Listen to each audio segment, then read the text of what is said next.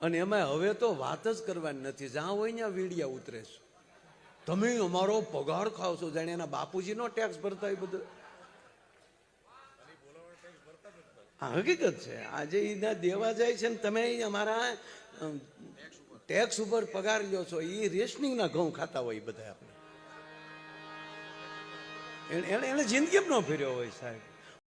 જય કિસાન, ભારત માતા કી જય. મિત્રો, ખાસ કરી અને તો એટલા માટે વિડીયો બનાવું છું કે ભારતમાં ખાસ કરીને સૌરાષ્ટ્ર ગુજરાતમાં જે સેલિબ્રિટી રહ્યા એ સેલિબ્રિટીને બિચારાઓને અકલ ન હોય કે બુદ્ધિ ન હોય એવું લાગે છે ને, ખબર નથી કે શેના ઉપર ટેક્સ છે.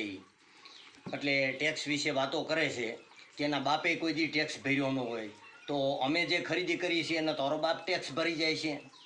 અને માયોભાઈ આહિર જો બોલતો હોય તો માયાભાઈને કહી દેવાય કે જૂનો ઇતિહાસ તપાસી લેજો. તમારા ખાલી 25-30 વર્ષ જૂના તમે વ્યા જાઓ એટલે તમે ટેક્સમાં ઊભા રહેતા હતા, કૂપનનો માલ લેવામાં ઊભા રહેતા હતા, નહોતા ઊભા રહેતા, રિક્ષા નહોતા હાંકતા. અત્યારે સગવડતા થઈ ગઈ હોય તો એનો મતલબ એવો નથી કે બધાને આડે હાથરે લઈ લેવાય. તમે SC ST OBCમાંથી જ આવો છો, આમ જનતાના જ માણસ છો. કોઈ પછાત વર્ગને મૂકીને તમે બહાર ન નીકળી શકો. તમે જો તમને સમાજની દાજ હોય, જો સમાજનું 5% દાજતું હોય તો સમાજને ઉપયોગી બોલો. એક દિવસ તમે ભાજપની ઘોર ખોદતા હતા, કેદી કે જેથી તમે કોંગ્રેસમાં હતા. અત્યારે તમે સત્તા પક્ષમાં, તેથી કોંગ્રેસ સત્તામાં હતી, અત્યારે ભાજપ સત્તામાં છે તો એની વાવા મંડી ગયા કરવા.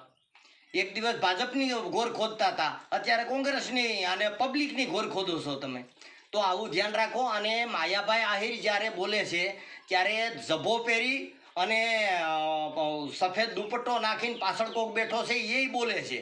એ એવું બોલે છે કે ખરેખર આવું બોલનારા તો ટેક્સ ભરતા જ નથી. તો અમારો ટેક્સ થાય છે તું ભરી જાશો ભાઈ? વિચાર કર, તું ટેક્સ નથી ભરતા તો કોણ ભરે છે? તને કહી દઉં કે બાકસ, ચોકલેટ, બિસ્કિટનું પડીકું, ઘર વખરીનો કોઈ સામાન, કોઈ મોટો સામાન, કોઈ નાનો સામાન, ઉગ્યાથી આઠમાં સુધી આઠમે તમે હુઈ જાઓ ને તો પથારી છે એનોય ટેક્સ, ઉપર પંખો ફરે છે એનોય ટેક્સ, એમાં પાવર આવે છે એનોય ટેક્સ. સતત જનતા ટેક્સમાં મરી ગઈ છે. ત્યાં સુધી ટેક્સ સરકારે ગાલી દીધો છે. ટેક્સ તો પહેલાંય હતો પણ આટલો બધો નહોતો. દહીં દૂધ ઉપર ટેક્સ, કફન ઉપર ટેક્સ, સેના ઉપર ટેક્સ નથી. અને તું એમ કહેશ કે ટેક્સ ભરતા નથી તો અમારો ટેક્સ તું ભરી જાશો ભાઈ? એટલે બોલવામાં ધ્યાન રાખવું. અને મહેરબાનીથી મેં વિડીયો એટલા માટે, જો કે ડીડી સોલંકી સાહેબે બહુ સારી રીતે વાત કરી છે. ડીડી સોલંકી સાહેબે હેમંતભાઈ શાહ કે કોક છે એમનો બહુ મસ્ત વિડીયો છે, બહુ મસ્ત રીતે સણાવટ કરી છે. એ સાંભળવો બધાએ જરૂરી છે. અને મેં એટલા માટે વિડીયો બનાવ્યો છે કે તમને ખાસ કરી અને એટલું કહેવાનું છે કે આવા સેલિબ્રિટીને કોઈ ડાયરા કરાવવા નહીં.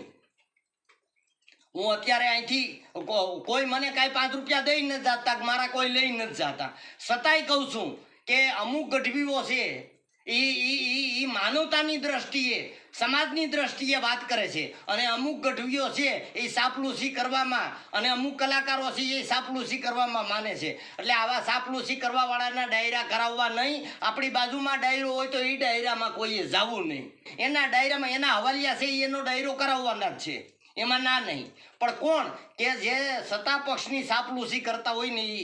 એટલે મહેરબાનીથી આવા ડાયરા કરાવવા નહીં, આવા ડાયરામાં કોઈને બોલાવવા નહીં, આવા કલાકારોને રજા દેવી. અને માયાભાઈ આહિર બોલે છે ત્યારે બાજુમાં જે બોલો ઝપાવાળો સફેદ દુપટ્ટો નાખીને બેઠો છે ને એને તો ખાસ કહું છું. અને માયાભાઈને ખાસ કહું છું કે અમે 25-50 જણાનું ટોળું આવીશું. સામાન્ય માણસોને તમે સામાન્ય ગણતા નહીં. સામાન્ય માણસો કદાચ આર્થિક સ્થિતિના પ્રમાણમાં છે પણ અમે સામાન્ય નથી. તમે ખોટી રીતે કોઈ પ્રજાને હેરાન કરવાનું ન કરતા કે પ્રજાની ઠેકડી ઉડાડવાનું ન કરતા મહેરબાનીથી. અને ઓલો વાહેઠો ને એને કહું છું તું એ બોલવામાં ધ્યાન રાખજે. તું એવી રીતે બોલશો કે ખરેખર આવું બોલનારા કોઈ ટેક્સ તો ભરતા નથી, તારો બાપ ટેક્સ ભરી જાય છે અમારા નામનો. મહેરબાનીથી ધ્યાન રાખવું. અને બધાને કહું છું કે આવા ડાયરા કરાવવાની ને આવા ડાયરા થતા હોય ત્યાં આપણે જવું પણ નહીં. જય ભારત.